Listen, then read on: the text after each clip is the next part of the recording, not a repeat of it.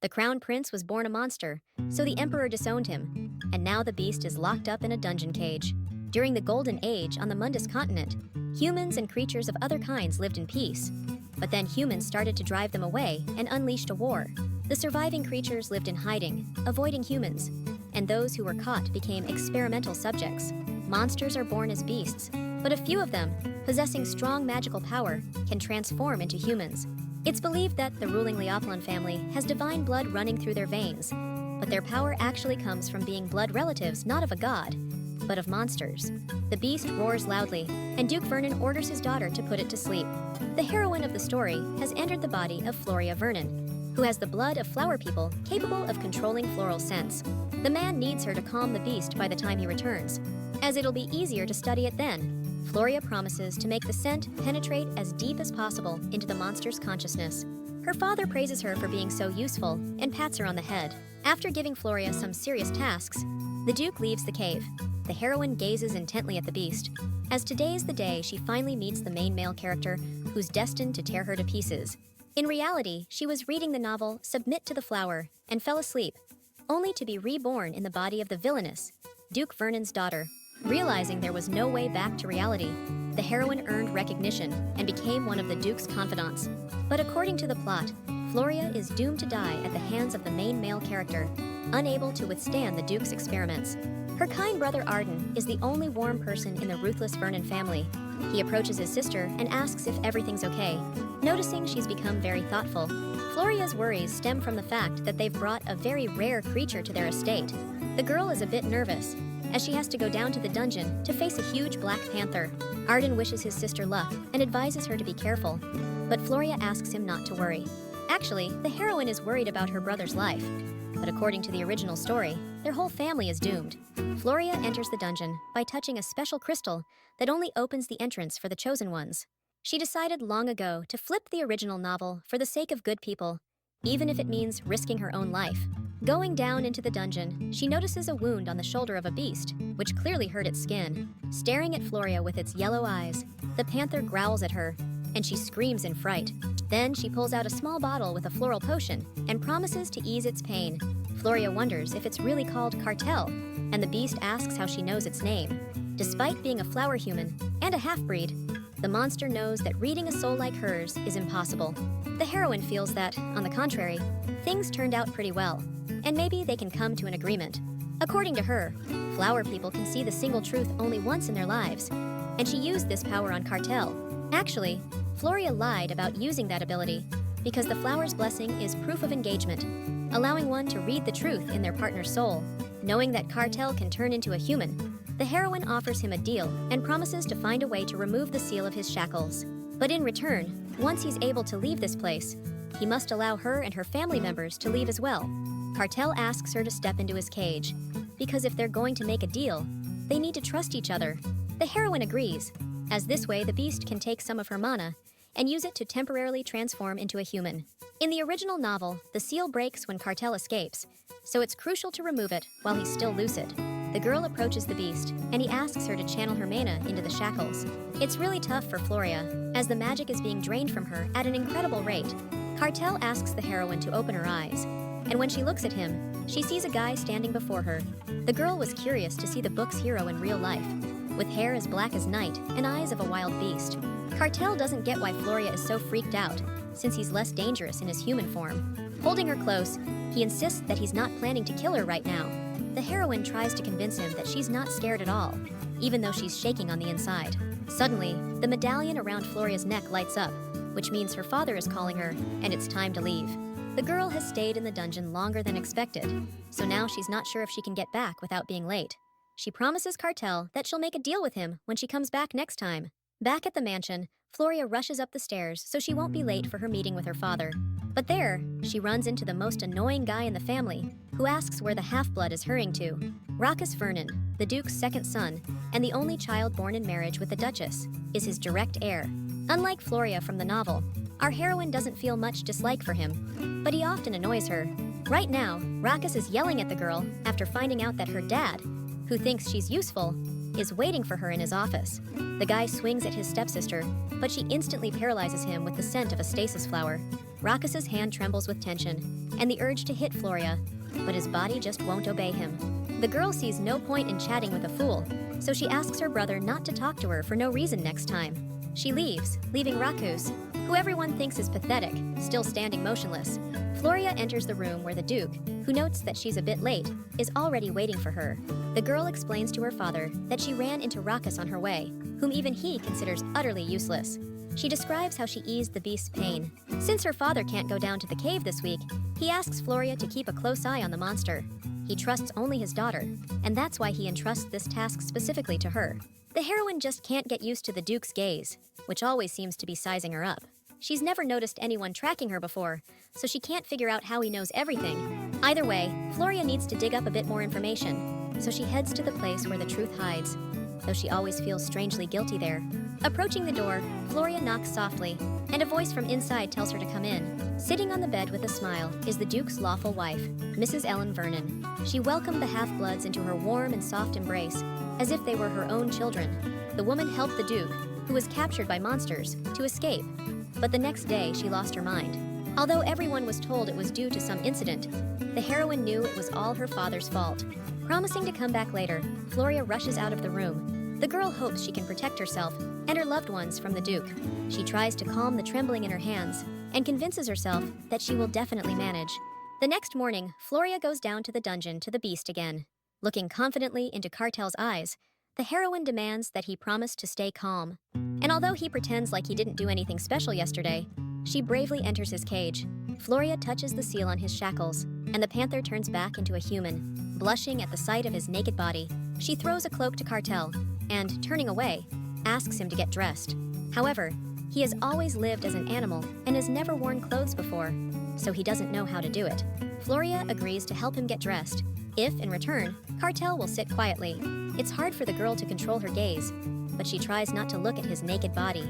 The Cartel notices this and doesn't miss a chance to tease the heroine again. After getting dressed, he notes that it's not bad, but being naked is way more comfortable for him, so he tears off the sleeves of his robe. With a heavy sigh, Floria suggests to Cartel that they discuss the contract. Gathering her courage, she proposes to the beast to marry her, and although she might seem crazy to him, she has no other way to achieve her goal, because otherwise, the Duke will continue his experiments, and one day, Cartel's sanity will suffer. And although the heroine doesn't say this out loud, she knows that in a year, the beast will break free and kill the entire Vernon family. Cartel doesn't understand why Floria is doing all this, and mocks her strange preferences. But she responds that she's not doing it willingly. To stop the experiments, they need a solid reason, and if they get married, the Duke, who loves collecting rare creatures, will warmly welcome their marriage. If they use this pretext, the experiments will stop, and they'll have time to plan their escape.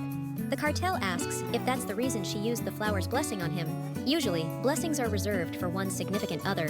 Floria is surprised how Cartel knows this, since she never shared such details with him. But that was a lie. Because our heroine is a half-blood who didn't receive the goddess's blessing, so she doesn't have that ability. And since he believed her, she starts feeling guilty about deceiving him. Nevertheless, she can't reveal the real reason, so she says the situation was just critical. To Floria's surprise, Cartel easily believes her and is ready to drop the subject, but he asks for something in return. Floria wonders what he could possibly want, as it seems like a no-loss deal for him. Approaching her and touching her face with his long fingers, he demands she not try to deceive him again. Cartel wants Floria to respond to him kindly. His hand movements seem to be assessing his freshly caught prey, sending a shiver down the heroine's neck. His wild eyes almost say it's Floria who's trapped, not him. But she started it all, so she's the one calling the shots. Grabbing Cartel by the chain of his shackles, the girl pulls him closer and demands an answer from him. The guy removes her hand from the chain, wraps his arms around Floria's waist, looks into her eyes, and says the deal between them is sealed. Rakus, terrified, grabs his head and frantically apologizes for the broken vase, while his father yells at him. The Duke thinks that selling 30 such fools like his son wouldn't cover the losses, but Rakus insists it was an accident, and he wants to be useful to the family too. Noticing his father reaching for the sword, Arden gets scared, fearing an accident might happen if this continues. Floria steps between the Duke and Rakus, and begs her father not to waste his energy.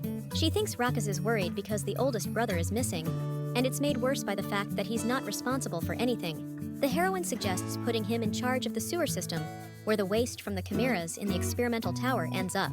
Since the experiments are top secret, managing this dirty place needs to be strictly controlled.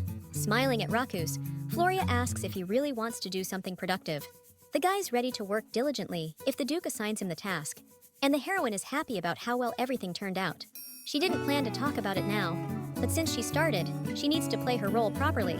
Her face turns red, her eyelashes and hands tremble nervously, and Floria declares that she has decided to get married. The room falls into absolute silence, and everyone looks at the girl in surprise. Recovering a bit from the shock, Arden asks who she plans to marry. Blinking innocently, the heroine says she wants to marry the monster currently locked up in their dungeon. Just as she expected, the Duke is shocked by the news. Floria declares her desire to be useful to her father, because the monster obeying the flower isn't just a legend, it's the truth. She's confident that she can tame this monster. The Duke knows about the legend, but he sees no point in marriage. But Floria explains that this way, the Vernon family can get a grip on the Empire's weak spot. Cartel is the imperial family of Leoplan's secret, hidden from the world behind 7 seals. Floria intends to help him take on a human form, since in ancient times, monsters could transform into humans. Cartel was born in a beastly form, so they locked him in a cage, but he has the pure blood of the Leoplan family running through him, so if he can turn into a human, it could totally change the power dynamics in the Empire. When the Duke asks if Floria can really do this, the girl just smirks confidently. The Leoplan Empire is split into 2 factions, the sacred majority and the demonic minority. The noble elites believe the imperial family possesses a divine holy power, so they trust them unconditionally. Unlike them, those who follow the demonic cult came from abroad, and their history is too short. Any attempts to innovate are banned and considered treason, but rejecting elements from different cultures hinders development, and this posed a threat to the Leoplan Empire. Eventually, the Empire embraced the demonic teachings and declared the magical stones needed for it a gift from the gods. Floria promises the Duke to bring him the heads of the imperial family members using this marriage. People said that the crown prince, born to the Empress, was too weak and died. Later evidence emerged that the Empress had been drinking abortive potions, and she was executed. But it was just a trick. Thus, the imperial family erased from this world the prince born in the body of a beast, who is actually alive. The Duke asks why his daughter didn't come to him with such a commendable idea right away. Sensing something heavy in his tone, Floria explains that she doesn't want to marry just any regular guy. She wants to keep living and helping her dad, but getting married would mean she has to move away, and she's not down with that. Keeping up her act, the girl begs the Duke to use her for his own interests. All 3 kids look at their dad in surprise as he suddenly bursts into laughter. According to Vernon, he knew Floria was extraordinary, but he didn't expect her to be this unique. Giving her a pat on the shoulder, he allows her to do as she wishes. He suggests marrying off the monster as a member of the royal family from the Enersia continent, announcing the wedding before it turns human. The idea of disguising the whole thing as a contractual marriage between continents appeals to her. As he leaves the room, the Duke promises to send out the wedding news to the imperial palace soon. But suddenly, Arden, who's usually so quiet and calm, stops him. Even though it's all not true, he can't understand how they can marry Floria off to a beast. Despite the fact that her father has already made the decision, Arden tries to resist him, and it scares the heroine. The guy grabs the medallion around his neck as the Duke's ring sparkles brightly on his finger. This ring is connected to the pendants around Floria's neck, her 2 older brothers, and the younger ones. The Duke uses them to send signals to the kids when he wants to summon them, and at the same time, he inflicts pain to tame them. It's these pendants that keep them from running away, because not only can they not be removed, but they also reveal their location. Since childhood, the Duke has been taming his own children through pain, and even the kind-hearted Arden has been complying ever since, without a single word of disobedience. As he leaves the room, the Duke tells his daughter he believes in her abilities. Without looking back, the girl promises her father she'll handle everything for sure. The heroine is shaking at the thought of how terrible the Duke really is. After getting permission from her father, she could freely visit the underground cave, and the investigation by Cartel came to a halt. In just a few days, news of Floria's marriage spread across the country. Cartel couldn't even imagine that she would manage everything so well, but the girl always keeps her word. After that day, the cave got filled with stuff like a bed, a table, a chair, and other high-class furniture. The first stage of deceiving her father was a success, although it did distance Floria from Arden. Her brother just couldn't accept the news. He was more stubborn than ever, and not his usual self. Yet the heroine couldn't tell him about her plan. Collapsing onto the bed in the cave, she doesn't know what to do now after all the mess she's created. Floria demands that Cartel obeys her in front of others, because if someone from the family finds out, it could lead to complications. The panther flicks its ears and turns away, making the girl think it's not listening to her. But Cartel looks deeper into the cave and reports that someone is coming this way. Floria is sure her father wasn't planning to come down here for the next few days, and suddenly spots her older brother Rikael. He has silver hair, defined corners of his blue eyes, and broad shoulders that scream true warrior. The heroine is surprised by his return from the capital and can't figure out why Rikael would come to the cave without even changing from his travel clothes. Floria runs towards him, regretting that she didn't meet him earlier since she didn't expect him back so soon. The novel didn't give much detail about this character, just that he always follows their father's orders. Even though Floria grew up with him, she still can't figure out what's going on in his head. Maybe he came to check out the monster out of curiosity. Approaching the cage, Rikael asks if his sister is really planning to marry this monster. Not getting how he found out about the wedding so fast, Floria replies that it's not a monster, but Prince Leoplon, the heir. Nevertheless, no matter how you look at it, Rikael sees nothing but a beast, and a huge one at that. The heroine flinches when she hears Cartel's voice behind her, saying that the little sparrow in front of him has completely lost its fear. However, realizing that Rikael can't hear his voice at all, the girl breathes a sigh of relief. Still, she's bothered by the way Cartel talks about her brother, and she gives the monster a stern look. Rikael is half human, half bird, and moreover, he has the rare blood of a noble silver falcon running through his veins. Floria doesn't know how Cartel figured out her brother is connected to birds, but thinks it's wrong to call him a sparrow. Rikael asks his sister if she's really planning to merge with this monster.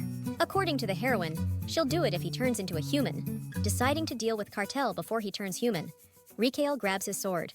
He'd be happy if the monster just dropped dead. But something tells Vernon this guy's gonna cling to life. Seeing the determination in Rikael's eyes, the heroine can't fathom how he'd go against his father's wishes and kill someone from his collection. The beast's eyes are gleaming too, and Floria wonders which of the two she should stop. Merging both names, Cartel and Rikael, into one, the girl demands that Cartel stop. After the girl's words, silence hangs in the cave, and all three of them stand looking at each other. The brother is surprised that Floria has already named this monster, but she couldn't just call it a beast. Cartel is puzzled by the name, more fitting for a kitty, but the heroine couldn't call him by his real name, Rikael. Pushing her brother towards the cave exit, Floria suggests they head up quickly. As they step out, a falcon lands on Rikael's arm. The heroine strokes the bird's head, as she hasn't seen Paya in a long time. Looks like Arden told my brother everything, 'cause rumors wouldn't have spread so fast around the capital. Rikael sighs, once again puzzled how his sister could get involved with that beast. After saying goodbye until the evening, the girl only responds that she will keep her father's intention to harm the monster a secret. The heroine feels like Rikael has a look, as if he's trying to endure something. That same evening, Floria sits at her vanity, and Cheryl helps her get ready. She asks the maid to brush her hair to the side.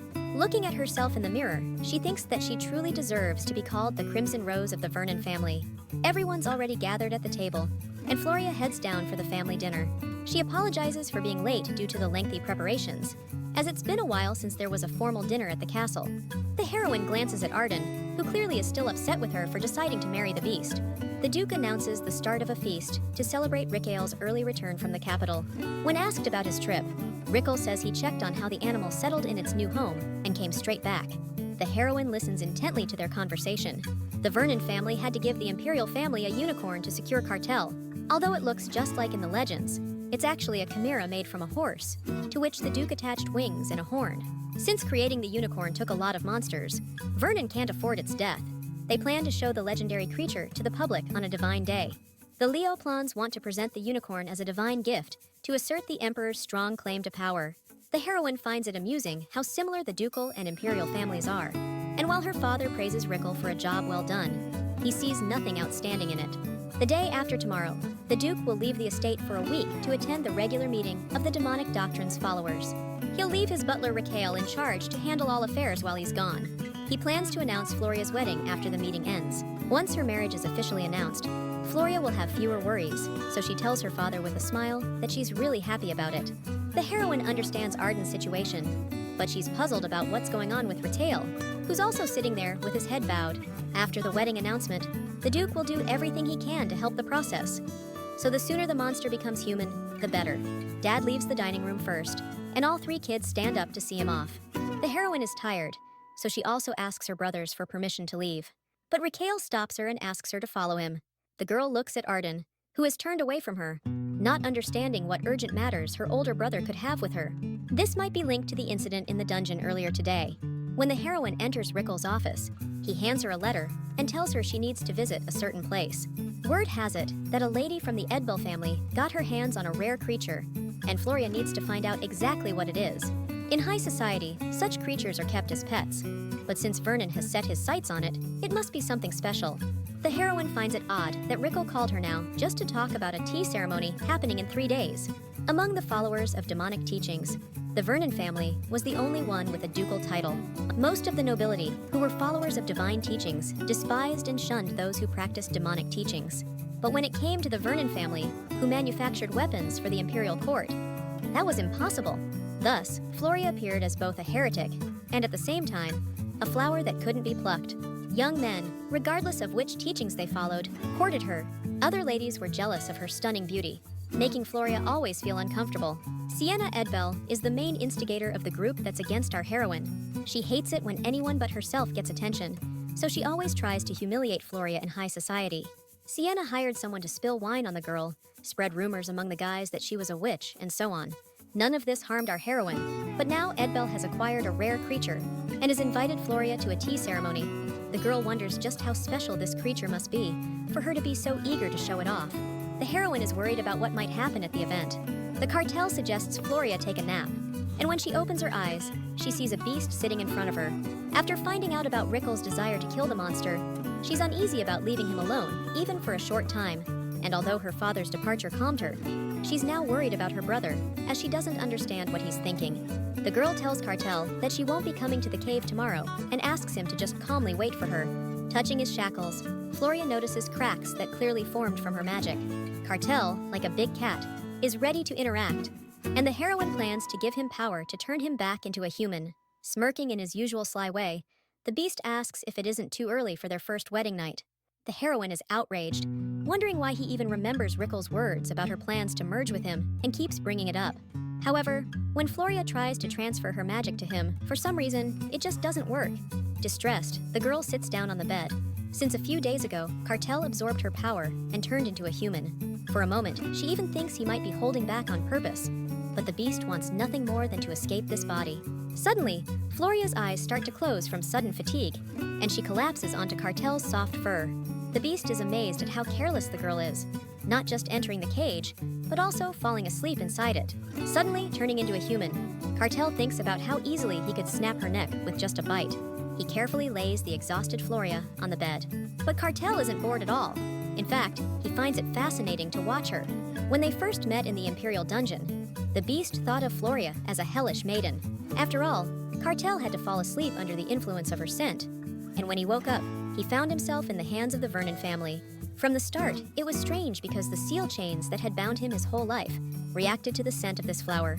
When the chains first showed cracks, Cartel decided to break free and escape immediately. But this cheeky flower just jumps right into his mouth, not even knowing what it would lead to.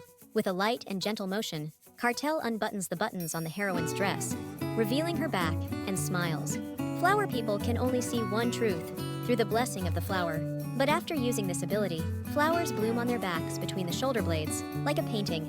However, there are no such marks of blessing on Floria's back. Cartel can't figure out how she knows his name, and why the shackles only react to this particular flower. At first, he planned to fall for the trick of this bold flower, as the magic continues to build up in the seal. If this continues, eventually, the shackles will break. Touching Floria's hair, Cartel says it's foolish to let go of prey that walked right into his clutches. At that moment, he hears footsteps approaching the cage, and looking up, sees a familiar male silhouette. Sitting in the carriage, Floria thinks about how she could have carelessly fallen asleep, considering it's dangerous even with their agreement. Waking up, she sees Cartel sleeping for the first time, and realizes that even the fiercest beast seems cute in its sleep. Nevertheless, the heroine doesn't understand what's wrong with him, as she's put so much energy into him, yet the monster hasn't turned into a human. Cheryl distracts the girl from her thoughts, and Floria finds it odd since Cheryl usually doesn't start conversations. The maid asks if the lady is uncomfortable, but she snaps back, telling her not to speak to her first. Cheryl seems like a really kind girl to Floria, probably genuinely worried about her, but she doesn't want to get too attached, because if the butler notices anything off, they'll replace her again, and that would mean death for the girl, as it has been before. The carriage creaks up to Duke Edvil's estate, and Floria steps out, accompanied by her maid. Right now, she needs to tackle the top priorities and carry out Rikael's orders. Sienna's glass greenhouse is famous among the elite for its exotic flowers and rare orchids under tall trees. Looking around, Floria confirms that everything is as luxurious and beautiful as the rumors say.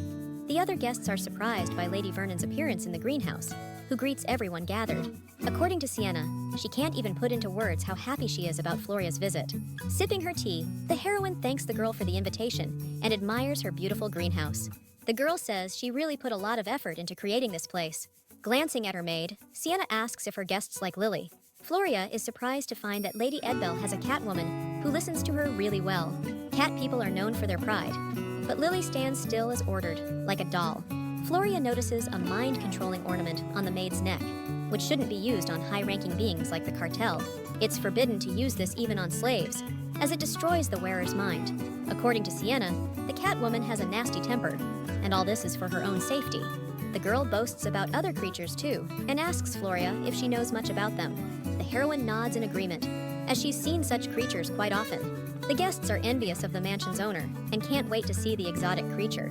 Finally, Sienna decides to cut to the chase and announces that she invited Floria today to ask her something personal. She promises to show something to the others present too, but in return, they must keep what they see a secret. The heroine feels like the girl is intentionally asking them to spread rumors throughout high society, and the ladies rise from the table. Sienna tells Floria that she has a special creature, and it's so rare that interacting with it takes a lot of effort. As the girls approach the place, they feel a strong humidity and the smell of salt, as if they were by the sea. Splashes of water are heard, and suddenly, in front of everyone in the greenhouse, a mermaid appears. At the moment when the waves split the air, a huge pond filled with seawater captivates the heroine's gaze. The mermaid, with aquamarine eyes, a cerulean smile, and colorful scales breaking through the water's surface, looks at the girls. According to Sienna, a creature named Orca was hard to acquire from the east, as the Edbel family handles the Empire's international relations. Suddenly, the girl hears the merman telling her that his real name is Asilid, not Orca.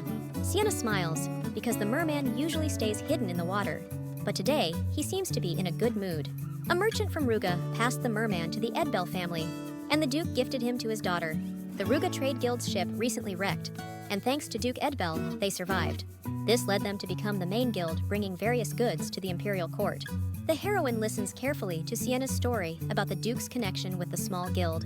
She suspected she'd see something interesting today, but didn't expect it to be a merman.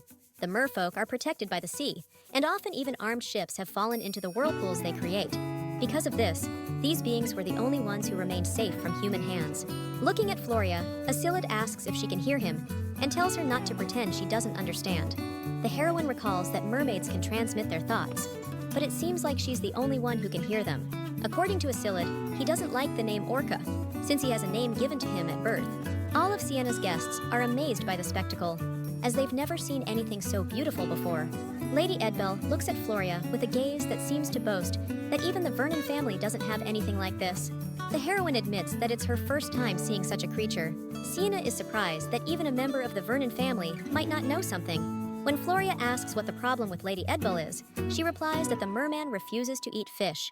Not understanding why a merman would need fish, the heroine promises to check on him and, approaching the pond, notices Asilid's thinness and paleness. The merman's tail is injured, but he says it happened back in the ocean, and when he opened his eyes, he found himself here. Floria is ticked off that Sienna got a merman without even figuring out what he eats or how to treat him. Annoyed by the girl's lack of knowledge, she explains that these creatures don't eat fish. The heroine approaches Lady Dairis and admires her stunning pearl earrings. Smiling, Floria asks if she can borrow them for a minute. If the girl doesn't mind, taking the earrings, the heroine approaches the merman, who licks the pearl, as that's exactly what he feeds on. According to Floria, he's lost weight because they tried feeding him fish. Sienna smiles, as you'd expect from the Vernon family. The girl helped her figure out the problem. Suddenly, a cat jumps on the heroine, and she loses her balance from the shock. Floria realizes what Edbel really brought her to the pond for, but something keeps her from falling. While the girl wonders what it was, the other ladies decide that the merman saved her. And although in their eyes it seems like Asilid saved Floria, the heroine knows that's not the case. Nevertheless, just to tick off Sienna, she laughs and says that it seems this merman likes her more than the others. The heroine has never used the flower's power on ordinary people before, but she thinks she can forgive herself for this whim. Deciding she's helped Sienna enough, Floria says goodbye and plans to head back to the manor. She completed Rikael's task, but she can't shake off the strange black flashes that saved her from falling. Suddenly, she remembers that in the original story, those flashes were controlled by Cartel, and this realization hits her hard. Back at the manor, Floria enters Rikael's office, where he's waiting for her report. She tells him about the Ruga Trade Guild and the merman, but she's clueless about how to get him out of there since he can't be out of water for long. Plus, the youngest in the family, Bellis, is currently near the border, getting closer to the slave traders of other beings. His role is to bring rare monsters and otherworldly creatures to the manor, including stealing them from other families. The heroine remembers that it's about time for Bellis to return from his latest mission. Rikael orders Floria to kidnap the mermaid as soon as he gets back. The guy starts to say something else to the heroine, but then he changes his mind and cuts himself off mid-sentence for the first time. Floria finds this odd and asks if the mermaid kidnapping is a directive from their father, but her brother doesn't respond. Despite the late hour, the heroine decides to check on Cartel and finds him asleep. Worried that Rikael might have done something to him while she was away, she touches the beast, but it suddenly opens its eyes. In an instant, Cartel is above her and tells her she reeks of mustiness. Although she doesn't understand what he means, Floria is more curious about his previous claim that he couldn't turn into a human. Cartel strokes her face and admits that he was starting to get angry because the transformation isn't going as he'd like. Looking at the heroine, he marvels at her beauty, and Floria blushes. Turning away, she asks for an answer to her question, but Cartel repeats that things aren't going as he wants. Grabbing the girl's hand, he bites her fingers, and Floria screams in pain. Licking her, Cartel advises her not to come to him reeking of someone else, as he doesn't like it. Pulling away from him, the girl asks the prince to get dressed and is amazed at his sharp sense of smell. Since Cartel smells stagnant water, Floria tells him about her encounter with a mermaid. She's upset that he can't control his transformation. She doesn't understand whether it's good or bad, that the magic movement in the seal of the shackles is so unstable. Either the magic leaks out through the cracks, or the seal itself absorbs and destroys the heroine's magical energy. If it's the former, breaking the shackles will be easier, and Floria promises to look for a way before her father returns. Cartel again tears a piece of fabric from his cloak, but the girl scolds him for it, and then scares herself with her own reaction. But fear turns into embarrassment when he smiles and says that to train a beast, you gotta reward it. Just like Floria said, he was just calmly waiting for her, even wearing that bulky, uncomfortable thing. The heroine doesn't get what kind of reward he's talking about, since he's definitely not a cat or a dog to be trained. Unable to think of anything else, she hesitantly reaches out to his head and, patting Cartel on the head, calls him a good boy. He asks if that's all, and Floria, not understanding why he's not satisfied even when she praises him, says goodbye and leaves. Watching her go, Cartel thinks how weak her reward was, and at this rate, the girl might end up swallowed. Soon, the shackles will turn to dust, as all the magical energy that left the seal is gathering inside his body.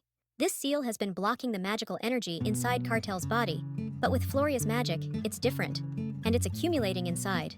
And the more often he becomes human using her magic, the more vigorously the energy inside him comes to life. Cartel is still weak, but he can now place her next to someone, just like he did during the day with Floria. Still, the guy feels some dissatisfaction, but it's not that nasty feeling like when he's immobilized. That night, when the heroine fell asleep in Cartel's arms, a silver-winged falcon came and ordered him to stay away from his sister. Cartel gestured for him to keep it down, as he might wake his girl up. Until then, Rikael thought of him as a beast and let his guard down, but didn't realize what kind of beast he actually was. He thought he was just a pathetic subject for the Duke's experiments. Rikael himself helped capture this monster at the Imperial Palace and handed it over to His Majesty the Unicorn. In exchange for this prize, he got the key to the sealed room. Usually, Rikael has other duties, so he didn't get to see the monster in person, but he knew that the beast would be sent to the underground cave and didn't pay much attention to it. Rikael was left alone in the capital, and while he was getting the unicorn used to the new place, Pi suddenly delivered him a letter from Arden. The guy couldn't grasp what kind of wedding could exist between his sister and the trash dumped by the imperial family. He guessed that this scumbag had fed Floria some nonsense, hearing from the beast that it was all the girl's own doing. Rikael was set on ending him, but Cartel surrounded himself with powerful bursts of magical energy, making it impossible for him to get close. Rikael was familiar with such an ability, and recognizing it terrified him. Like guarding a cage, the black bursts moved as if alive, scaring off the enemy. This ability of the magical monster was a level above the powers of other imperial family members. The emperor claimed he had neither magical energy, self-awareness, nor basic abilities. And despite being born of his seed, he didn't see him as a relative at all. That's why the beast was sold by the family for experiments. But in reality, things turned out differently. Rickle decided to kill the monster before it could break free from its chains. But according to Cartel, doing so would only interfere with Floria, since the flower creates its own path. Rickle remembered asking his sister if she really planned to merge with that monster. He couldn't understand why she said she would do it if it turned into a human. Looking at his sleeping sister, Rickle resolved not to hesitate and to focus solely on how to kill the monster. He regretted not being able to protect Floria, forcing her to defend herself. When the guy asked what deal they had made, Cartel replied that everything has a price. It's been quite a while since the tea ceremony at Sienna's, and Rickle hasn't really spoken to Floria since. Maybe he's just waiting for Bellis to return, and the heroine wonders who will come back first, her brother or her father. Although both of them worry the girl equally, because once back, the Duke will check on Cartel's condition, and with Bellis, she'll need to set off in search of a mermaid. Carty's magical energy is still unstable. The seal shackles keep sucking up Floria's magic, yet he still doesn't turn into a human, choosing the most unexpected moments to do so. It'd be great if he figured out to put on some clothes before transforming. Cartel's behavior seems too extravagant to the heroine, and it confuses her. Suddenly, Floria hears a familiar voice, soft like the wind, which has been rare lately. Arden feels like it's been ages since he saw his sister, and a somewhat helpless smile appears on his face. Maybe the heroine is just imagining it because her brother is worried about her marriage. But she notices how he has lost weight. Arden is off on some errand assigned by the butler. Often, the butler would give the Duke's children tasks instead of their father, and Arden would be hunting down traitors. Maybe it's because he can hear the trees, which tell him everything they see. All he has to do is ask. So Arden finds out about the traitors planning to snatch creatures or spill family secrets. They're locked up in the dungeon of the experimental tower, where nothing but torture awaits them, making them beg for mercy. It's a brutal task for kind-hearted Arden, but he doesn't resist, surely doing it for Floria. Holding the girl's hand and caressing her face, he begs her not to do what hurts her. He's feeling down because he doesn't know what's on Floria's mind, and he'd do endless tasks for the Duke just for her. The heroine knows he's lying, because even now his fingers tremble, since more than anything, Arden fears taking a life. Floria grabs his hands and tells him he'll always be her brother, no matter what she does, no matter where she is. At least that will never change. In this place, brimming with lies, only these words are true, and Arden believes her. That's why she asks her brother to fully trust her. The heroine is sitting in the garden, wondering about the mission Arden is on this time. Her thoughts are interrupted when Bellis Vernon bursts into the garden, immediately searching for his sister upon his return. He orders the maid to clear out everyone he brought along this time. His eyes blaze with a malicious fire when one of his captives calls Bellis a disgrace to the beastmen. Sharp claws instantly flash on his fingers, and his teeth clench in fury. However, seeing Floria nearby, Bellis immediately gets distracted and rushes to embrace his sister, completely forgetting about the beastmen standing behind. He grabs the girl by the hand and heads towards the mansion. Bellis really wants to take a bath after the journey, but he doesn't want to part with his sister. The heroine sends her brother to wash up and promises to dry his hair afterward. Floria worries that she has completely lost her vigilance, but she couldn't have imagined that Bellis would return so unexpectedly. The novel describes this character as having the appearance of a cute little kid, but in terms of cruelty, he surpasses Floria from the novel, and due to experiments conducted on him from birth, his physical abilities are several times greater than those of beastmen. That's why there were countless people who let their guard down upon seeing a little kid, and then permanently said goodbye to life. Among other things, the silver lining is that Bellis is always kind to Floria, but his perfect obedience tires her out too.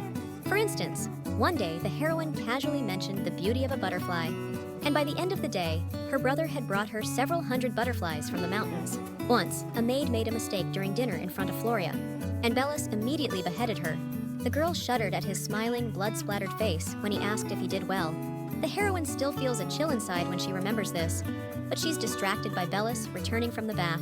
Floria suggests he say hi to the family after drying his hair, but he's content with just one sister. Bellis didn't like all his brothers, and it only took a meeting for him to growl as if he had encountered an enemy. So now Floria has to stick close to her brother, since he's asking her to sleep next to him tonight, missing her a lot. After tucking Bellis into bed, our heroine thinks about how he looks like a little angel right now. Werewolves are born genderless, and only after reaching maturity do they divide into male and female. And although Bellis is genderless for now, he's had a doll-like appearance since birth, so he's listed as a girl in the family book. Floria tells her brother about a new assignment they'll be going on together this week. Bellis doesn't understand why their dad is sending his sister with him and plans to complain about it. According to our heroine, this will be a one-time mission and it's not that dangerous. Besides, Floria is confident that her brother will definitely protect her if anything goes wrong. Bellis's negative thoughts instantly disappear, and he promises to do just that. After calming her brother down, our heroine puts him back to bed and covers him with a blanket. Bellis promises to marry her when he grows up, but Floria explains that family members can't marry each other. The kid smiles and repeats that he'll do it anyway someday. Since he was 5, Bellis keeps saying he'll definitely marry her, and nothing has changed so far. The heroine is worried about how he'll react when he finds out about her planned wedding, so she keeps it a secret for now. The next morning, Bellis follows Floria everywhere, not letting her out of his sight. The girl is afraid to sneak away because he might cry and trash something again, or worse, kill someone. She asks Bellis to wait a bit while she goes down to the dungeon, where he can't follow because someone very nervous is down there. As Floria leaves, her brother stares at the dungeon entrance, wondering why she's hiding who's down there.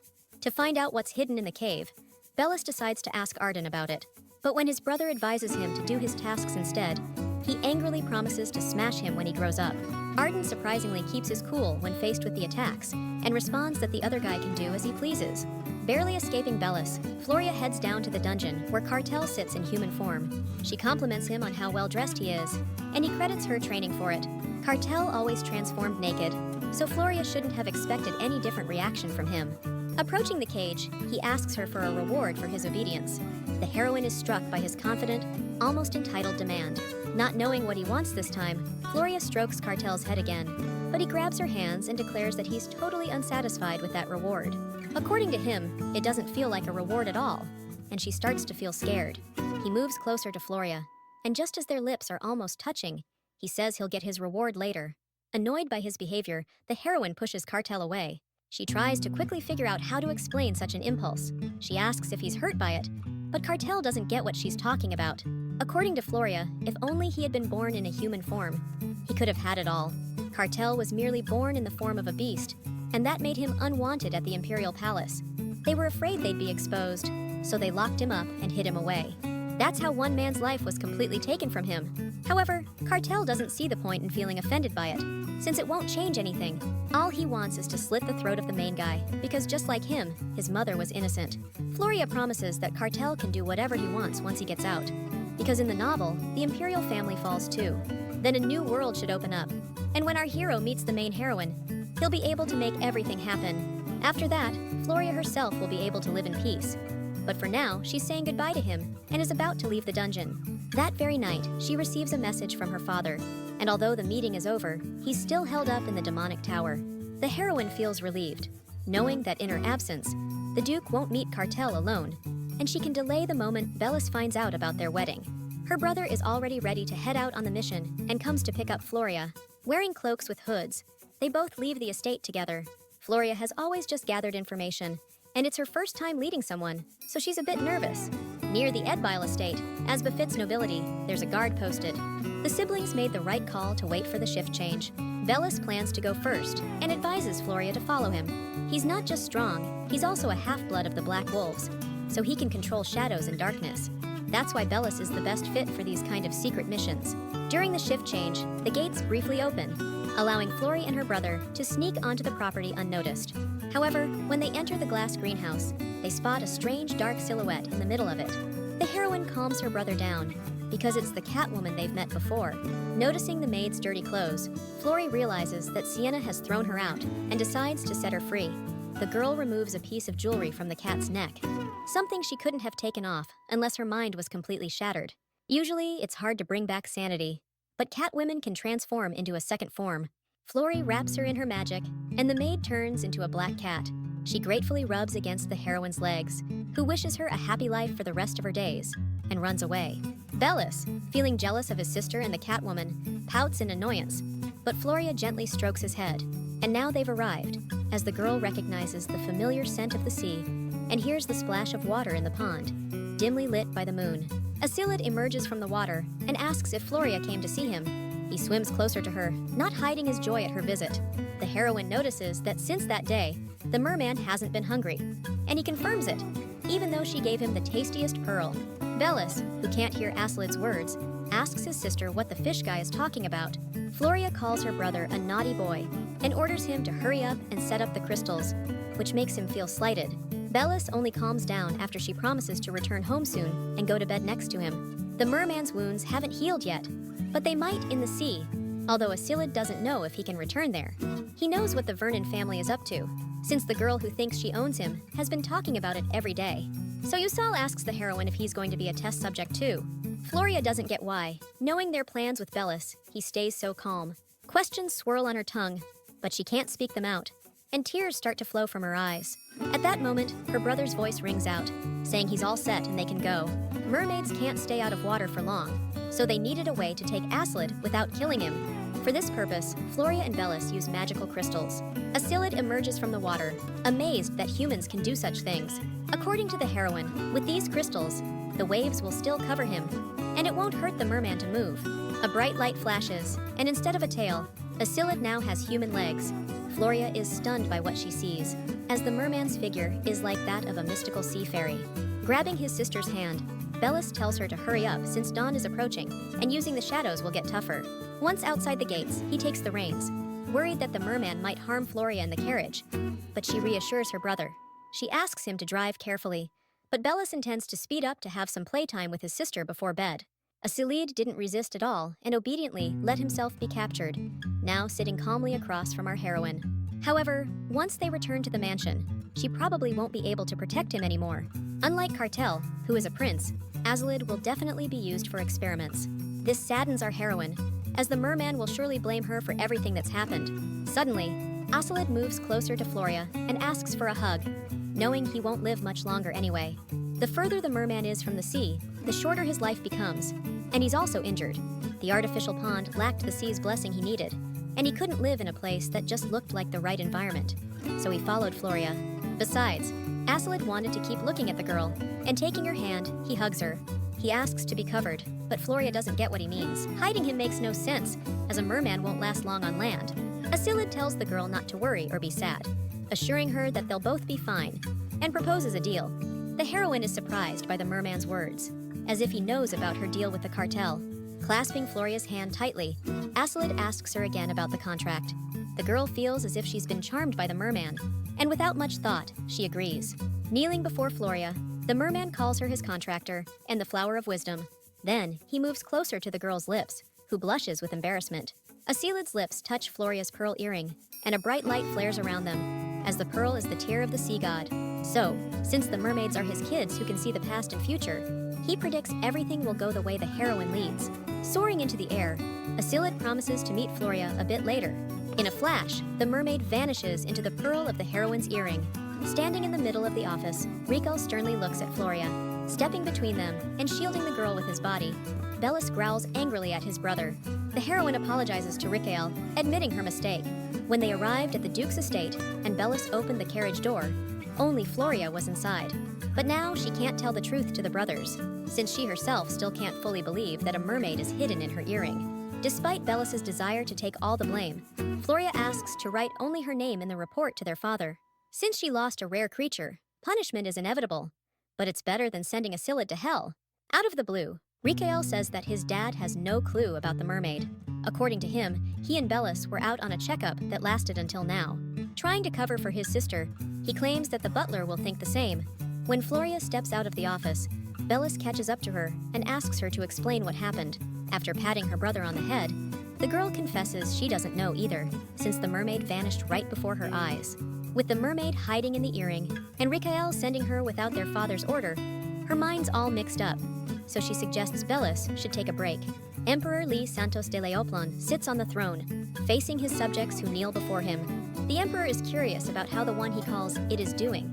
Count Isaac reports that after Rikael Vernon left, he was healthy, and there shouldn't be any issues until the necessary day. They're talking about a unicorn, obtained in a deal with the Vernon family, cared for in the most remote part of the palace. The emperor has ordered to be extra careful until the divine day arrives. He's pleased to have gained something very valuable, having traded just the disgrace of the imperial court, and he's glad he didn't kill him. The son born to the first empress turned out to be a monster, which is a real disgrace to the ruling family. Lataya handed over this little black beast to her husband, calling it their child, even risking her own life because of him. The empress insisted till the end that he was alive, and that she gave birth to him. She believed she had given birth to a child. And eventually, the emperor took him from Lataya and locked him away in the most secret corner of the palace. Then, dealing with the empress was easy, thanks to the forged documents. After Lataya was imprisoned in the tower, a second empress appeared, who bore her husband a healthy son. The child, only a year younger than that monster, grew up without any issues and became the crown prince of the empire. Just need to cover up that old shame, and everything will run smoothly from now on. The emperor asks Duke Edbel if he's really connected to the trade guild that's been sending items to the palace. Judging by the fact that the duke got his hands on a mermaid, it's the Ruga Guild involved, which, it turns out, brought drugs into the country. Despite Edbel's apologies, His Majesty waves his hand, and the guy falls flat on the floor. Emperor Santos can control gravity so powerful, it could squash all human organs. After letting Edbel go, Leoplin gives him one last chance and orders him to sort things out quickly. The Duke, trembling all over, thanks the Emperor for his mercy. His Majesty sighs heavily, surrounded by endless problems. The Leoplin family is praised for their ability to control nature, even without magical crystals. And people say they have divine blood in their veins. But in reality, their power comes from monster strength passed down through generations. A few days after the mermaid disappearance incident, there was a commotion outside. Sienna caused a stir, yelling that her merman had vanished. But it all just ended up being a minor fuss, because the louder news was about the Ruga Trading Guild going bankrupt, which had the backing of Duke Edbel. They got drunk on power, eyed the taxes, and after being accused of a monstrous crime, they were hanged at the main gates. The Emperor feels his power waning. Since the older generations could raise floods or burn down the capital, he needs to boost his absolute authority by presenting the unicorn as a divine gift. But that monster will surely die during experiments in the Vernon family. Sitting in the garden, Floria wonders why her father is still in the demonic tower, and Rikael, who tried to kill Cartel, hasn't said anything since that incident. It was also strange how he sent the girl after the merman without her father's order, and Asilid vanished into an earring. Since that day, the pearl earring has remained in the heroine's ear and wouldn't come off. Belius runs into the garden, and Floria scolds him, because when her brother is agitated, he's not allowed in here as he might destroy all the flowers. However, turning around, the girl sees her brother standing before her in tears, clutching some paper in his hands. Inside the envelope, with the imperial court seal, was Floria's marriage permit, and that's exactly what upset Bellis. He hopes it's all a mistake, and the letter ended up at their estate by accident.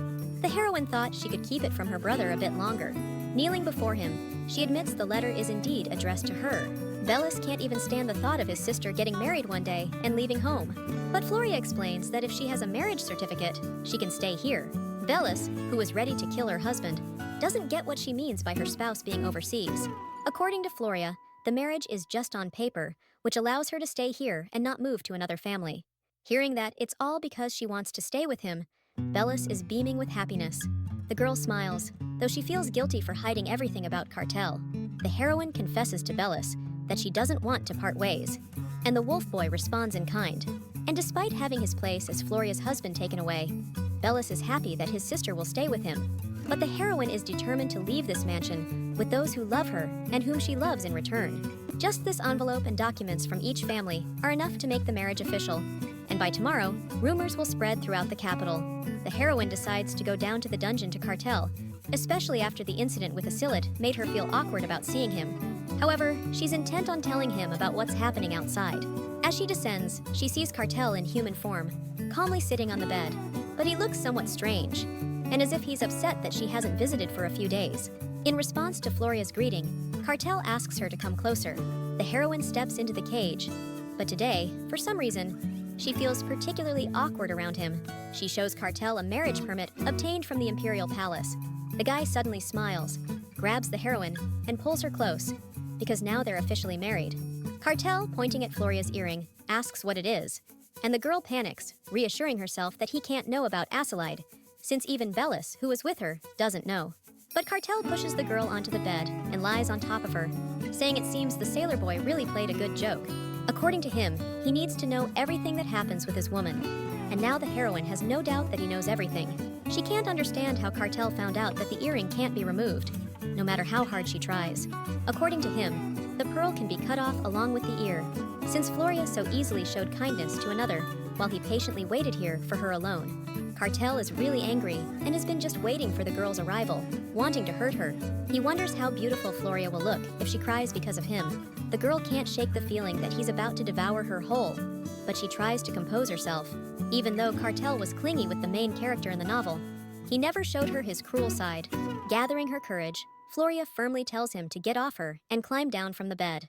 Initially surprised, he obediently stands up, and as the girl approaches Cartel, she strokes his face and apologizes for making him wait. Since he waited so patiently, she's ready to reward him, and so she hugs him tightly. But when the heroine touches his shackles with her fingers, Cartel suddenly licks her neck and bites. The girl flinches and pulls away from him, asking him to stop, since he's not allowed to touch her yet. After all, they only have a marriage permit, not the official registration, though it's likely to be granted soon. The Emperor will probably happily approve Floria's wedding, thinking of Cartel as a young man living far across the sea. So, he will think that this marriage won't strengthen the followers of demonic teachings, and they need to wait just a bit longer. Suddenly, an angry Bellis descends into the dungeon with firm steps, calling his sister a deceiver. Because of her brother's stealth skill, the heroine didn't notice him entering the cave. Glaring angrily at the girl shielded by Cartel, Bellis declares that she disgusts him for the first time in his life. Releasing his sharp claws, he dashes towards the cage and smashes its bars. Bellis is somewhat glad that Floria's future husband isn't overseas, because now he can kill him. Cartel stands still, not even moving, and throws sarcastic jokes at the young wolf. Thinking he can't move because of the shackles, the heroine rushes forward and begs her brother to stop. However, in the next moment, Cartel easily catches Bellis and holds him above his head. The young wolf starts coughing up blood, and Floria can't believe he's losing in strength. Fearing for her brother's life, she pleads with Cartel to let him go, and he tosses him aside. The girl rushes to Bellis, but to her surprise, finds that the scent of healing has no effect on him. The Cartel asks Floria to calm down, because if he hadn't suppressed him, the cave would have collapsed, and they'd all be buried under rocks. Bellis keeps coughing, and the heroine feels like he's getting worse. However, according to the Cartel, her brother isn't dying, he's just entered maturity. Sometimes beast people, after a major psychological shock, suddenly enter this phase. Floria remembers that indeed, the gender of werewolves is determined after the maturity stage. Their bodies reform, and new organs find their places, kinda like a second birth. Cartel advises Floria to help Bellis sleep, as this will continue for a while. The fits usually last about a month, during which time wolves lock the young ones in a cave, as they can't help them during this period.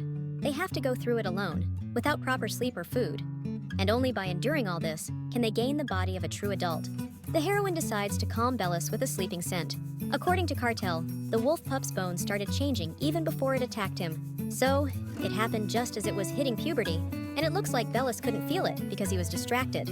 Cartel suggests locking him up in a secure place like a dungeon, because judging by his nature, he might not handle the pain, start rampaging, and even kill a few people. Picking up her brother, Floria carries him out of the dungeon, while Cartel advises her not to try avoiding him. The girl doesn't respond, but for some reason, she feels like he knows everything about her. After that day, they placed Bellis in the basement of an empty tower. All the heroine could do for him was to gently pat the poor kid on the head, and that went on for several days. The Duke remained in the tower, while rumors of Floria's marriage had already spread across the capital. Cartel, having lived all his life locked away alone, and still keeping his sanity, seemed like a miracle. Throughout his life, the only person he could really talk to was Floria. She just realized why he was so clingy, like a chick that sees its mom for the first time when it opens its eyes. But young chicks eventually break away and fly from the nest. Now she's sure the same will happen with Cartel, and that she shouldn't avoid him, but rather fulfill her duties. She's pondering all this when Arden and the butler approach her. If she had to pick the one person she hates running into in this mansion, it would be the butler, Clodion. She'd rather bump into Rakus busy cleaning the sewers. At least he's dumb. But Clodion always keeps an eye on them and acts as her father's right hand, delivering messages for him. Arden asks if she was planning to go to the garden and suggests she should hurry up and tend to the flowers. Leaving them to continue their chat, she walks by with her head down. But suddenly, Clodion stops and asks Floria how the inspection went that she attended with Bellis. As a child, the heroine befriended a young maid who helped her cope with loneliness and the challenge of adjusting to this place. Clodion, who was also a butler back then, took the maid away, claiming that it was inappropriate for the lady to get close to someone beneath her. After that, Floria never saw the girl again, and she kept her distance from the second maid, worrying about her safety. But one day, when the heroine casually shared some sweets with her, Claudian took her away too. With a smile still on his face, he was outraged that a maid dared to desire her mistress's food. When Claudian led the girl away, Floria instinctively followed him and then saw everything. That day, the heroine learned why servants were so frequently replaced at their estate. Claudian took pleasure in torturing people and looked for faults in those who worked in the house for his own amusement. After that, Floria never got close to any servants at the ducal estate. Looking at the butler, she replies that she believes Rikael, her brother, has already informed him about everything. Claudian apologizes as he received the report from the young master. But sometimes, he says, something unusual can happen. The butler is about to leave, but suddenly stops and congratulates the girl on her marriage. In the novel, the end of the Vernon family is predetermined, and after that, the main characters drive the plot. With no Floria in the story, Cartel has to meet his other half, the main heroine, submit to her, and find eternal happiness. Lady Dearest joyfully welcomes Floria Vernon to her estate and thanks her for the visit. In return, the heroine thanks the girl for the invitation and wishes her a happy birthday. Dearest congratulates Floria on her marriage, and she feels embarrassed as it's the first time she's receiving such wishes. The girl, whom the heroine considers kind but naive, is thrilled to be the first. Now, in the capital, there's no one who doesn't know about Floria's marriage. But it's only on paper, and her husband is far away, across the sea. It's hard to say that such a marriage is fitting for a daughter of Duke Vernon, who has everything her heart desires. So the heroine gets why everyone starts whispering as soon as they see her. Time and again, she's been hitting up various parties, balls, and celebrations, the significance of which she doesn't even know. Floria has a packed schedule until next week, but she didn't want to spend so much time away from the estate. Right after getting the marriage approval, when Belus was locked up in the dungeon, Rikael handed her a stack of invitations. He tasked Floria with attending all the social events, as it was her duty as well. The girl asked her brother if she needed to find out something there, and why suddenly there were so many invitations. And Rikael told her she needed to pay for losing something very precious. That's how Floria was pushed out of the estate, without even a chance to defend herself. Now the rumors about her are going to reach a new level, since a girl about to be married is seen gallivanting at balls. Rikael didn't even ask her to find out anything, and it all looked like he intentionally kicked his sister out. Suddenly, Ridgeon, the son of Count Oberon, approaches Floria, claiming they met at a ball in the Imperial Palace. She doesn't remember him at all, but she doesn't show it and smiles back in greeting. But that decision turned out to be a mistake, because right after that, all the guys there started approaching her. Sienna comes up behind her and snarkily notes that Lady Floria's fame hasn't changed a bit. Edbel brought along a whole entourage of ladies from the families of the Divine Doctrine. Rumors had it that after losing Asilid, she cried and had hysterics, and her face really doesn't look too good right now. The girl is surprised to see Floria here, but she insists that she couldn't miss Lady Dearest's birthday. Sienna smiles and says that Vernon herself is quite worthy of congratulations. After her words, the people around her rush to congratulate Floria on her marriage. One of the ladies suggests sending her luvial fruit as a gift, which are taken for uterine troubles. The heroine thanks them for their concern, but insists that she's perfectly healthy. But the girls are ready to tear Floria apart, so they keep pushing her. It's been a while since our heroine had to deal with this, so her patience is slowly running out. However, Floria just thanks them for rushing to support her, which totally baffles the girls. Clearly, they expected Vernon to throw a fit, screaming about how they insulted her, but Floria declares that she is a crimson rose and a young adept of demonic teachings, recognized as a fountain of knowledge. And that means none of them should even dream of worrying about her. Plus, her wedding will happen on her own terms. One of the ladies in the crowd thinks it's a brilliant idea to marry a foreign prince to pursue a career in science, despite being a woman. The rest catch on to this idea, and although they clearly got something wrong, Floria is totally fine with it. Once again, thanking the girls for their concern and congratulations, the heroine says goodbye, expressing a desire to rest. As she passes by Lady Sienna, she whispers a piece of advice to watch her beak. Otherwise, according to her, everything from the beak to the feathers on the wings could end up torn off. Stopping in front of a crowd of young men, Floria adds that she's not free enough to engage in debauchery. From a distance, a young man watches everything, his face hidden behind a mask. Thinking about how amazing Floria is, he steps out of the mansion. Taking off his wig, he says that the girl adept in demonic teachings is even more unusual than he thought. Accompanied by two knights, the masked guy leaves the Count's estate. Stepping out of the carriage, Floria thinks that she should avoid wearing high heels from now on. Although she left early, she still got back at sunset, and the house is quiet. Not even the joyful screams of Belus can be heard. The heroine worries about how he's coping, since growing up is turning out to be more painful than she could have imagined. Deciding to meet Cartel before going to Rikael, Floria heads to the cave and sees someone coming out. On a closer look, the girl recognizes the man as Riciel, but can't figure out what he was doing there since she's the only one who goes to the cave. Her brother never liked Cartel from the start and attacked him, yelling that he'd finish him off. Rikael senses someone's presence behind the trees and orders them to come out, threatening retaliation. Seeing his sister in front of him, he freezes, not expecting to see her right now. Explaining that she returned earlier than expected, the heroine asks her brother what he's doing here. Rikael is annoyed by Floria's early return, since he told her to stay at the party until the end. Noticing her brother trying to change the subject, the heroine reminds him that her husband is in the dungeon, so she has the right to know. For the first time since they grew up, Rikael came as close to Floria as he did. Maybe she's a bit harsh from fatigue, but she repeats that her husband is important to her and she wants to know what's happening. She admits that there were many things she wanted to ask Riciel about, but held back as his younger sister. Floria thinks she knows the kind of rumors going around about her in high society. Her brother stays silent, which might as well be taken as agreement, because he surely knows everything. According to our heroine, something interesting happened today. Lady Sienna congratulated her on her marriage in front of all the nobility. Floria asks if her brother is deliberately sending her away from the estate because he wants people to treat her that way. Clenching his fists and surrounded by his magic power, Rikael is outraged at how that girl dared to behave. Calming down, he puts his hands on Floria's shoulders and with hope in his eyes, suggests calling off the wedding. Rikael is sure it's not too late to change things, but his sister replies that it's impossible. She didn't say that to get her brother on her side, nor is she against him using her, but she wants to be useful for something more important. Besides, their father agreed to the marriage, so Rikael shouldn't even think about stopping her. Leaving Rikael standing there with his shoulders slumped in defeat, Floria heads towards the dungeon entrance. When the girl enters the cave, her brother is about to tell her something else, but as she turns around, the dungeon entrance closes, and Floria doesn't hear Rikael's words. She doesn't know what that was. But now's not the time to focus on stuff like that. Forgetting that Bellis had broken all the bars here, the heroine charges and ends up in Cartel's arms, which amuses him. The girl is surprised that Rikael didn't do anything to him or hurt him. Now all of Floria's worries seem pointless since he's totally fine. Taking advantage of the fact that the girl is in his arms, Cartel holds her even tighter. The heroine asks if he's met with Rikael and demands he tell her straight if he's lying about anything. According to Cartel, he's not deceiving her. It's just that Floria is unaware of something. Still, he thinks a warning might come in handy. So, the Cartel wants to send a message to Rikael that things are gonna get ugly if he breaks the deal.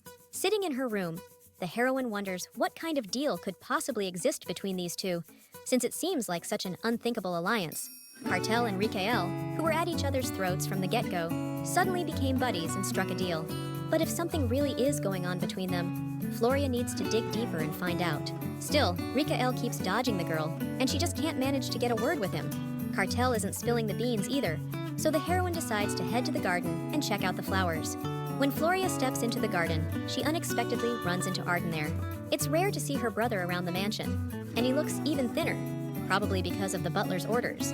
The Vernon ducal family was behind the slave market for other beings, but recently a traitor emerged who's been saving them. That's why, with Arden's ability to hear the trees, he's likely been tasked to track down this traitor.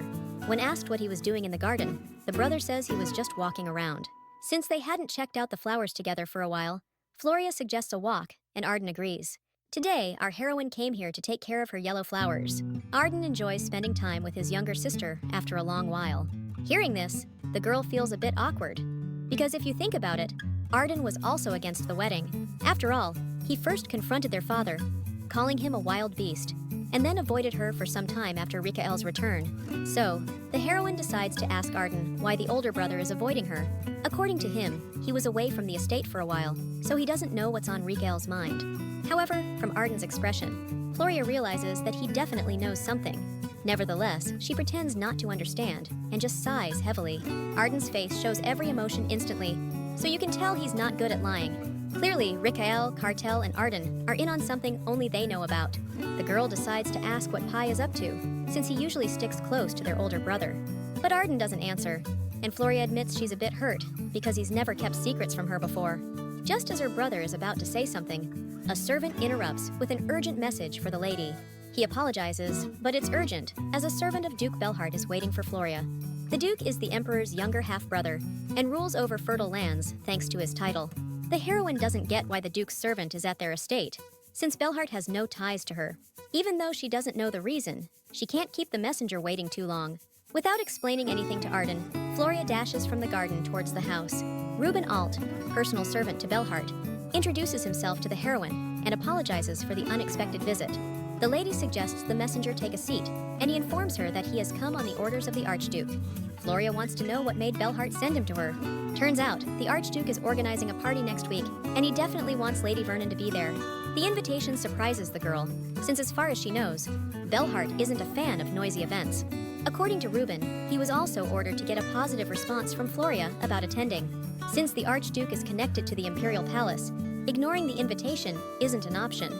The heroine promises to attend the event, and Alt thanks her for her hospitality. Floria knows nothing about Belhart, so she has no idea what he's really up to. Her brothers are also hiding something, and figuring it out won't be easy. So first things first, she needs to get rid of the pendant. She needs to find out what her dad is doing in the magic tower. That way, she'll have an idea when Duke Vernon might return to the estate. Ever since Floria told Cartel about the event at Belhart, he's been asking every day how long till it starts. Noticing the beast's thoughtful look, the heroine asks if he's thinking about something bad. According to Cartel, he's thinking about something totally shameless, and suggests Floria lean on him. The girl starts petting the panther's soft fur, which feels really nice to touch. Cartel lies down, the heroine falls on him, and for some reason, she feels calmer next to him in this form than when he's human. The beast notices this too, realizing she prefers his panther form. Floria says he's softer and more peaceful as a panther. Suddenly, at that moment, Cartel turns back into a human, and the heroine gasps in surprise. As he puts on his shirt, he reminds her that he's not doing this by choice. Cartel hugs Floria, and she feels awkward because his touches have been increasing lately. Suddenly, he says he's really looking forward to the event at Belhart's because he's got to do something bad that day. Time flew by quickly, and Floria kept meeting Rikael near the cave for all 5 days. Surprisingly, they never bumped into each other inside. Cartel must have tipped Rikael off about when Floria would come to see him. Arden, who used to greet the heroine cheerfully, is now doing his best to avoid her. Cheryl enters Floria's room as it's time for them to start getting ready. The heroine picks out a red dress, matching shoes, and just some head accessories. In such a tricky situation, Floria needs to leave the estate, but she just can't turn down the Archduke's invitation. Belhart has many secrets, and it's tough to catch sight of him at receptions. The only known fact is that he survived the Bloody Night. The Emperor ascended to the throne by killing many people in one day, including princes who were heirs to the throne, and he gave the princesses away as brides to families of the divine doctrine. They dubbed that night the Bloody Night, and the only survivor was the Archduke, who was the second prince at the time. No one knows why the Emperor spared his life. There were only various speculations. And now, the heroine doesn't understand why such a man has invited her over, even sending his personal servant. Since he's still from the imperial family, there can't be any connection between him and a follower of the demonic doctrine. If Belhart proposes a deal, Floria will find herself in a tough spot, because if she messes up, the Emperor will definitely notice. Upon arriving at the estate, the girl steps out of the carriage and looks around in surprise. Oddly, there are no other carriages around, but she distinctly remembers being invited to a summer party where many nobles should be. The girl is greeted by the Belhart family's butler, Ricardo Alton, who considers it an honor to take care of the Vernon family's rose. He clears up Floria's doubts when she thinks she might have got the time and place wrong. Only now does the heroine realize that the Archduke never planned any party from the start. Following the butler, she wonders what Belhart is up to, inviting only her today. But it's too late to back out now, so Floria enters the mansion, despite it possibly being a trap. Ricardo opens the living room door and invites the lady in, as she's already expected. As the heroine enters, she's greeted by a young man who shows delight at her visit. Looking up, Floria sees the crown prince standing opposite her. That's Raven Leoplon, the legitimate heir to the empire with black hair and red eyes, like the emperor's. The heroine greets the prince and bows, and Raven invites her to sit down, as he himself is tired from the journey. Floria doesn't understand why he's here, and why the Archduke who invited her hasn't even shown up. The girl apologizes for her rudeness, not expecting to bump into His Highness here. Raven is the heir to the throne, born to the second empress. In other words, he's the full-blood brother of Cartel, both born of the same seed, but one was abandoned, while the other received all the wealth, fame, and power. Raven smiles and asks Floria not to be so stiff.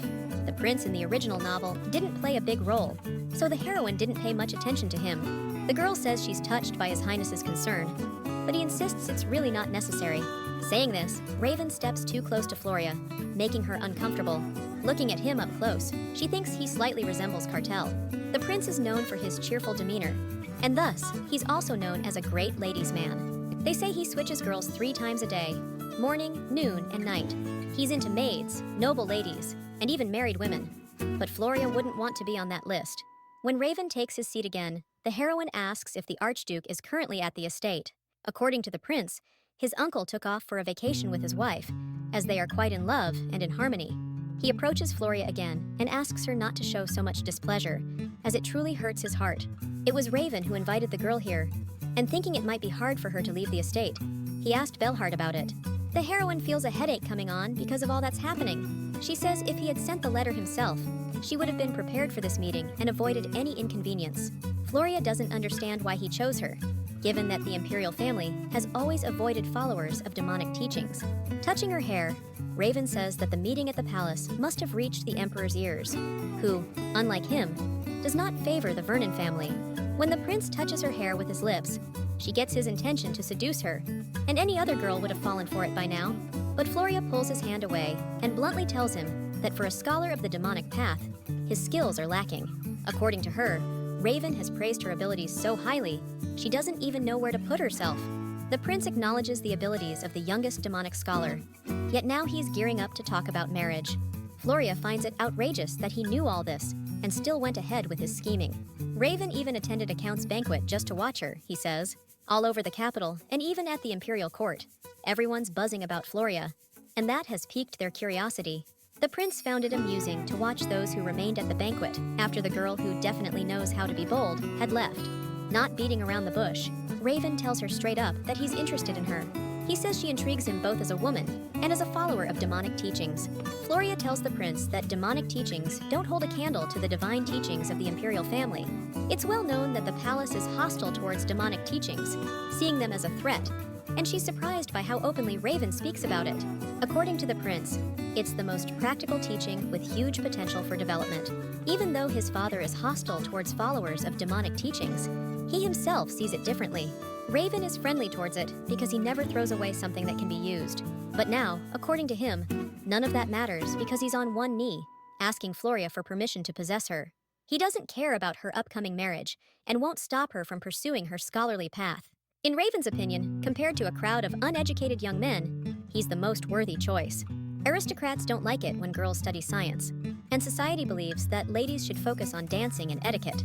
The words of the crown prince definitely sound tempting to a girl who's decided to dedicate herself to science. Touching Floria's face, Raven promises that if she carries his child, their relationship will become something special. Since the prince mentioned he doesn't discard what's useful, it means he ruthlessly gets rid of what's useless. According to Floria, his proposal is a huge honor for her, but she turns it down. With a smirk, Raven says he expected such a response, but she rejects him so firmly, it actually hurts him. Sitting opposite her, he asks what if he interferes with her marriage, using his own methods. In that case, Floria would have a tough time, and might have to marry someone from the followers of the divine teachings. When asked if he's threatening her, the prince claims he's merely giving advice so she can choose the best path for herself. The heroine couldn't have imagined such an obstacle to her plan. However, just as she's about to tell Raven how difficult this is, Cartel suddenly enters the room. While she's trying to figure out how he ended up here, the guy apologizes to the prince and introduces himself as Prince Bad Hen. According to him, he and Floria are currently exchanging marriage contracts, but he couldn't stand it anymore and came here in person. Baden is a small state across the ocean, which the Duke mentioned in the documents for the heroine's fake husband. Raven notes that Cartel speaks the language of their empire fluently. Without missing a beat, he replies that he has been studying it since his youth and doesn't even know how to respond to the prince's compliment. Cartel says he arrived at the Vernon family estate, and a servant told him that Floria is currently at an event at the Archduke's. And although in Baden, it's considered polite to arrive first to someone of higher status, here it seems to be taken as rudeness. Cartel apologizes for the visit, as he was just very eager to learn about the empire where his future wife lives. Raven demands the guest's documents from the servant, and upon checking them, is surprised at how quickly the marriage document from Baden got here. The butler asked Cartel to wait in the guest hall, and is completely baffled as to how he ended up here. While the prince is showing the servant out, the heroine wonders what the heck is going on here. Catching the girl's glance, Cartel walks over to her, takes her hands, and talks about how he missed his future wife. According to him, he first saw Floria as a child when he traveled to unknown foreign lands with his father. Hearing this, the heroine is stunned by this clever lie, and he continues to say that he fell for her at first sight when he was just a young lad. Even as he grew up, he couldn't forget Floria and dared to send a letter to the Vernon family. Cartel says that when he received a reply from her, his soul rejoiced as if he had the world in his hands. And so he spent day after day sending letters to his beloved across the sea, eagerly awaiting her reply every day. Holding the girl close, Cartel says he was incredibly happy when she accepted his proposal. Suddenly coming to his senses, he turns to Raven and expresses regret that the event seems to be over. Hearing from the prince that it had ended even before Cartel arrived, he is disappointed because he wanted to experience such an evening.